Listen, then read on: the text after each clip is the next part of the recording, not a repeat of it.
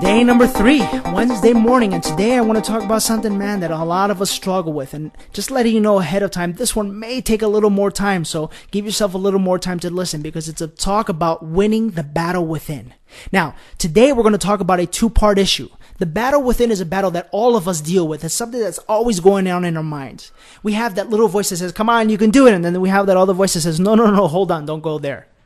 Today we're going to talk about part 1, the first force, okay? The beginning force, all right? And that's called the self-image. The self-image. Now listen, everyone, there's a battle going on within each and every one of us every single day. And this battle's been going on for as long as we can remember. And it's been controlling who we are and what we do or don't do. In that battle, there are 2 definite forces that have been constantly fighting over the control of your being. And today, I want to briefly explain to you the first of the 2. Why? Here's why. Because no business plan, no dream, no goal, and definitely not a vision will ever come to be a reality unless you truly understand what's going on inside of you. You see, everybody, there's a little thing called your self-image, and your self-image determines the way you see yourself. In other words, who you think you really are, what you think you're really capable of. It's what you believe is possible for your life or not. It's a force whose main role is to defend your current belief in yourself. Now, let me explain to you what I mean by that. Some of you yesterday realized that, well, sometimes we don't feel we deserve success. Here's why. Because your self-image has conditioned you to think that way. You see, success sometimes means risk. Sometimes means doing things that others are not willing to do. And the problem with that is your self-image doesn't like that. Why not? Let me explain to you why not. Because your self-image is your current survival mechanism. Its entire job is to make sure that you are just doing enough to survive.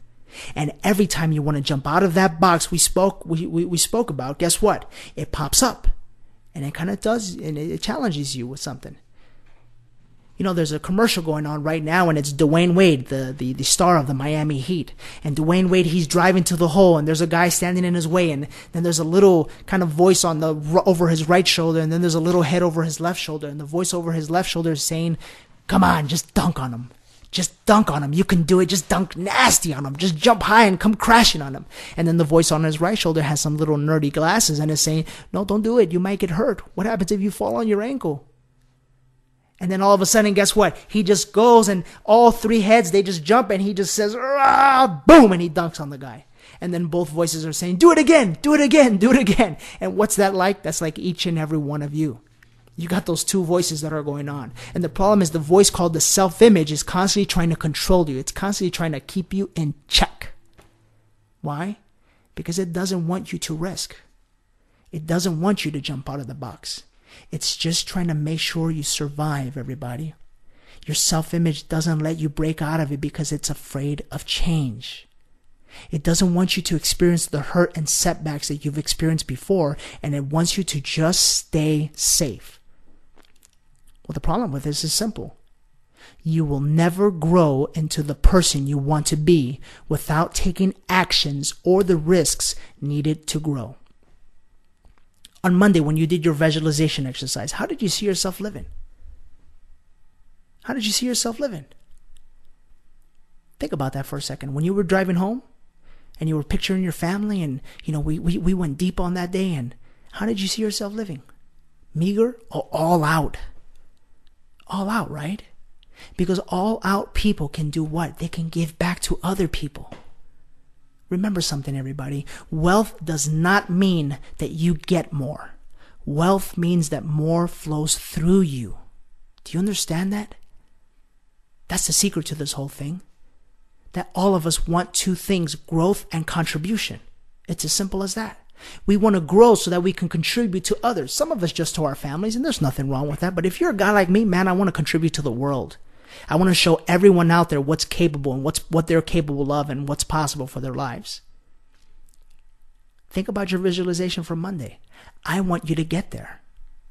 Now, the only way to get there is if we understand how to control the self-image.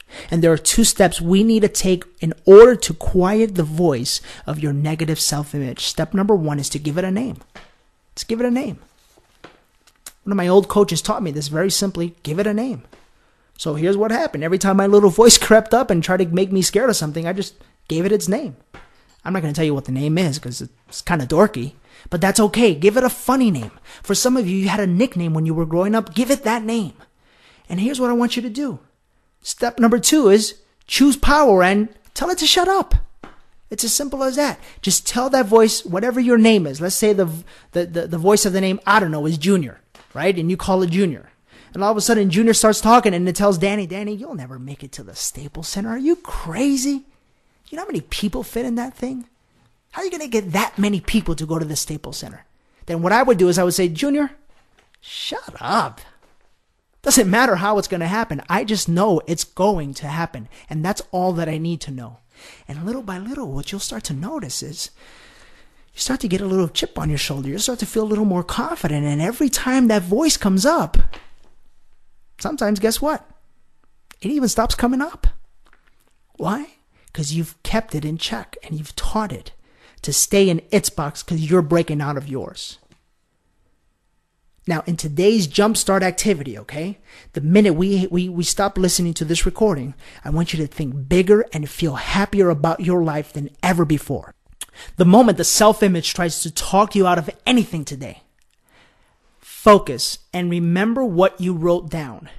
And do not listen to the scare tactics the self-image will try to use to keep you in the box. Guys, remember, it's as simple as this.